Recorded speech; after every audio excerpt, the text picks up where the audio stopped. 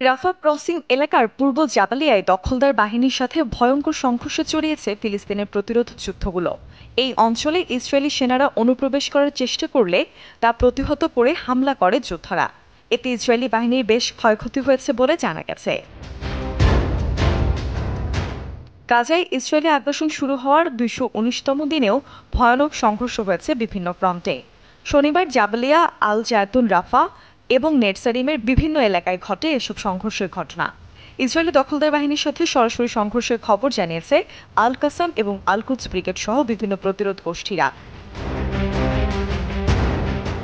একইভাবে রবিবারও প্রতিরোধ গোষ্ঠীরা আল জায়তুনে ইসরায়েলি দখলদার বাহিনীর বিরুদ্ধে মারাত্মক সংঘর্ষে লিপ্ত হয়। তারা রাফায়ের পূর্বে ইসরায়েলি বাহিনীর অনুপ্রবেশ প্রতিহত করে। সে সময় সেখানে ব্যাপক ক্ষয়ক্ষতির ঘটনা ঘটে। হামাসের সামরিক শাখা আল কাসাম ব্রিগেড জানিয়েছে, তাদের যোদ্ধারা দক্ষিণ গাজা উপত্যকার রাফা ক্রসিং এর কাছাকাছি একটি এলাকায় ইয়াসিন 105 অ্যান্টি ট্যাঙ্ক রকেট ব্যবহার করে একটি ইসরায়েলি ভারী সামরিক যান ধ্বংস করেছে।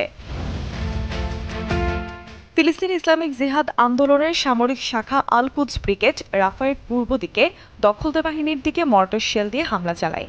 একই সাথে রাফা শহরের পূর্বে বিমানবন্দরের আশেপাশে একটি ইসরায়েলি সেনা সমাবেশে হামলা চালিয়েছে তারা। এসব ঘটনায় সেনা হতাহতের এবং সামরিক যান ধ্বংসের দাবি করেছে তারা।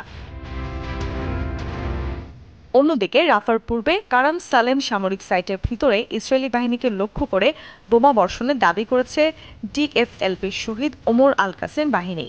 একই সাথে পালাক্রমে 107 স্বল্প পাল্লার রকেট দিয়ে রাফা ক্রসিং এর আশেপাশে দখলদার বাহিনীকে লক্ষ্য করে গোলাবর্ষণ করে তারা। এদিকে গাজা শহরের পূর্বাঞ্চলীয় উপশহর আল জায়তুন সহ আল সাবরাতে আবারও ট্যাঙ্ক পাঠিয়েছে ইসরায়েলি সেনাবাহিনী। সেখানকার বাসিন্দারা ভারী বোমা হামলার খবর দিয়েছে। হামলায় অনেক বহুতল আবাসিক ভবন সহ বেশ কয়েকটি বাড়ি ধ্বংস হয়েছে বলে জানা গেছে। আল মায়াদিনের এক প্রতিবেদনে জানানো হয়েছে, জাবালিয়া শরণার্থী শিবিরে প্রতিরোধ গোষ্ঠী ও ইসরায়েলি বাহিনীর মধ্যে নতুন করে সংঘর্ষের ঘটনা ঘটেছে। শনিবার রাতভর বোমা হামলার পর রবিবার ভোরে সেখানে ট্যাঙ্ক পাঠিয়েছে ইসরায়েল। গাজার স্বাস্থ্য কর্মকর্তারা জানিয়েছে, শনিবারের ওই হামলায় ১৯ জন নিহত এবং বেশ কয়েকজন আহত হয়েছে। গাজার ৮টি ঐতিহাসিক শরণার্থী শিবিরের মধ্যে সবচেয়ে বড় শিবির জাবালিয়া। সেখানে ১ লাখেরও বেশি বাস্তুচ্যুত ফিলিস্তিনি আশ্রয় নিয়েছে। ফিলিস্তিনি প্রতিরোধ বিষয়ক বিশেষজ্ঞ হানি আল দালি আল মায়াদিনকে এক সাক্ষাৎকারে বলেছে, ফিলিস্তিনি প্রতিরোধ গোষ্ঠীরা ইসরায়েলি বসতি স্থাপনকারীদেরকে একটি বার্তা দিতে চাচ্ছে। প্রধানমন্ত্রী বেনিয়ামিন নেতানিয়াহু রাফাতে স্থল অভিযানের যে চেষ্টা চালাচ্ছে সেটা ততটা সহজ হবে না, বরং তা ইসরায়েলি জিম্মিদের জন্য হুমকির কারণ হতে পারে। আল দালি জোর দিয়ে বলেছে, বর্তমান পরিস্থিতিতে ইসরায়েলি বাহিনীর জন্য রাফা আক্রমণ করা পার্কে হাঁটতে যাওয়ার মতো সহজ কাজ নয়।